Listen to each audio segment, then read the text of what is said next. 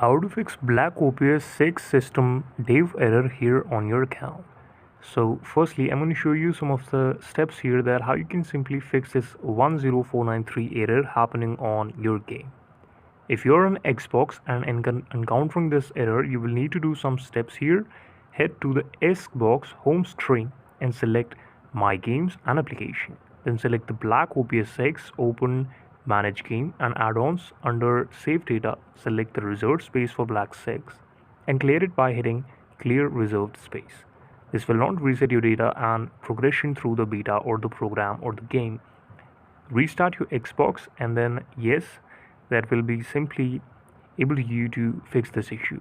If you're on PC, then open the Steam, select library, select Call of Duty, then select all of the properties. Under the install file, click on the verify integrity of the game files.